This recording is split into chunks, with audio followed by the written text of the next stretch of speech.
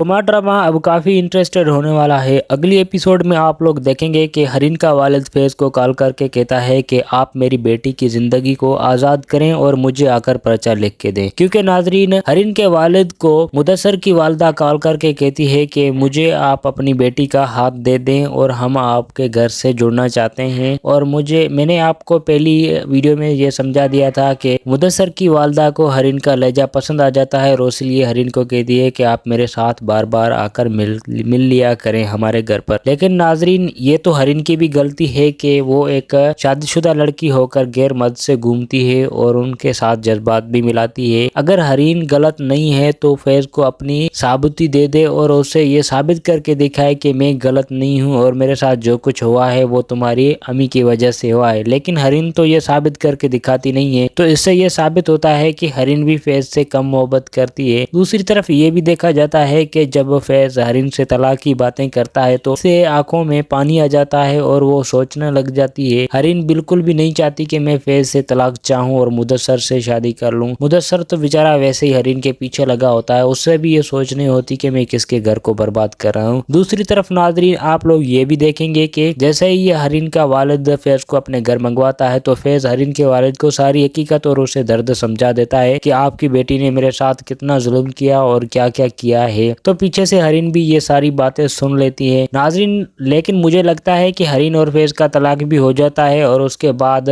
जैसे ही मुदस्सर और हरीन की शादी होती है तो निकाह वक्त हरीन बहुत रोती है। मुदस्सर को हरीन की हालत बर्दाश्त नहीं होती तो मुदस्सर मौलवी साहब को निकाह रोकने के लिए कहता है और हरीन से पूछता है कि अगर आपको अभी भी फैज के दिल में मोहब्बत रखती हो तो मैं आपकी मदद करूंगा और फैज से बात करूंगा। तो हरीन बिल्कुल जी कहती है और कहती है कि मैं फैज से मिलना चाहती हूँ और मुझे इसी वक्त फैज से मिलना है। तो वो फैज से मिलती है और उसी वक्त फैज दूसरी तरफ निकाह कर देता है। तो नाज़रीन नेक्स्ट एपिसोड में आपकी क्या राय काम करती है, अपनी अपनी राय कमेंट सेक्शन में ज़रूर दे देनी है। और चैनल को अभी तक सब्सक्राइब नहीं किया तो चैनल को सब्सक्राइब करके बेल की नोटिफिकेशन को दबा देना है। शुक्रिया।